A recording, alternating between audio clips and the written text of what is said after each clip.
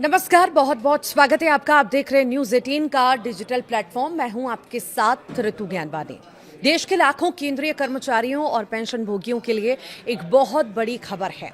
पिछले काफी समय से सोशल मीडिया और कर्मचारी यूनियनों के बीच एक ही चर्चा सबसे तेज थी कि अब 50% महंगाई भत्ता होने के बाद इसे बेसिक सैलरी यानी कि मूल वेतन में मर्ज कर दिया जाएगा। क्या 8वें वेतन आयोग के आने से पहले ही आपका सैलरी स्ट्रक्चर पूरी तरह बदलने वाला है? इस पर अब देश के वित्त मंत्रालय का एक बेहद ही महत्वपूर्ण और अंतिम फैसला सामने आ चुका है। सरकार ने साफ शब्दों में स्पष्ट कर दिया है क्या वो महंगाई भत्ते को बेसिक पे में मिलाने जा रही है या नहीं। आज के इस वीडियो में हम इस पर पूरे गणित को समझेंगे, सरकार के तर्क को जानेंगे और ये भी देखेंगे कि इस फैसले का आपके बैंक अकाउंट में आने वाली सैलरी पर क्या सीधा असर होने वाला है। तो लगातार हमारे साथ बने रहिएगा। देखिए, जो है जानकारी ये है, इस पूरे मामले की गहराई को समझने के लिए हमें थोड़ा पीछे जाना होगा। जब भी देश में महंगाई बढ़ती है तो सरकार अपने कर्मचारियों के रहन सहन के स्तर को बनाए रखने के लिए महंगाई भत्ता यानी कि डियरनेस अलाउंस देती है।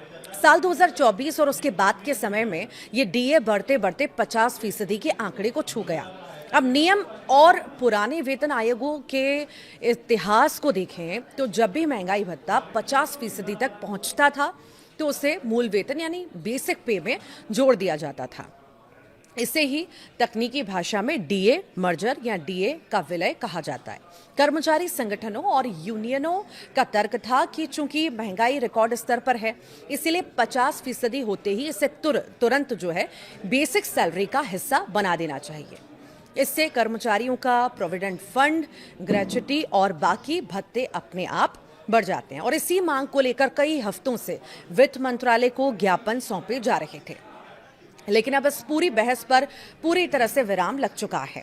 वित्त मंत्रालय ने केंद्रीय कर्मचारियों की इस मांग को फिलहाल सिरे से खारिज कर दिया है। सरकार ने बेहद साफ और कड़े शब्दों में स्पष्ट किया कि फिलहाल अलग से किसी भी प्रकार के डीए मर्जर की कोई भी तैयारी नहीं है।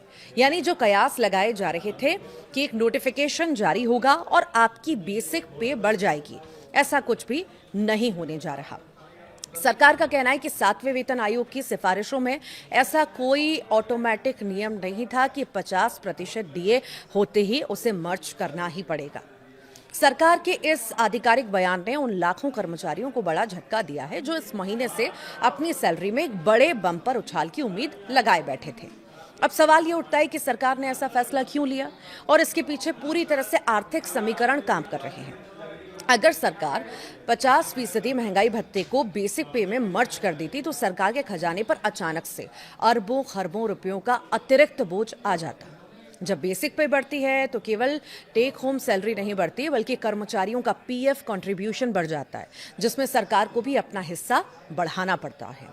रिटायर होने वाले कर्मचारियों की ग्रेच्युटी और कम्यूटेशन की रकम भी भारी बढ़ोतरी इसमें भी होती है।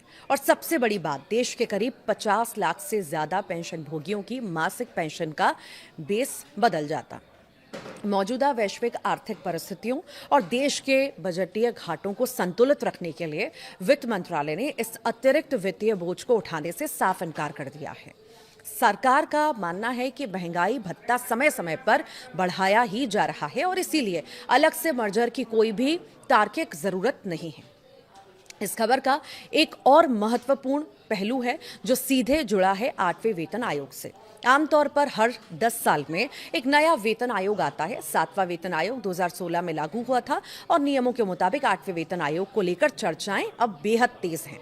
कर्मचारी संगठनों का मानना था कि अगर डीए का मर्जर अब हो जाता तो 8वें वेतन आयोग के गठन के समय कर्मचारियों की फिटमेंट फैक्टर की गणना एक ऊंचे बेस से होती। लेकिन अब जब सरकार ने कह दिया कि कोई अलग से मर्जर नहीं होगा तो इसका सीधा मतलब है कि अब सैलरी स्ट्रक्चर में जो भी बड़ा बदलाव होगा वो सीधे 8वें वेतन आयोग के जरिए ही होगा। सरकार अब बीच में कोई शॉर्टकट या तदर्थ फैसला जो है लेने के मूड में बिल्कुल भी नजर नहीं आ रही। यानी कर्मचारियों को अब अपनी बेसिक सैलरी को रिवाइज करवाने के लिए नए वेतन आयोग की सिफारिशों का ही इंतजार करना होगा।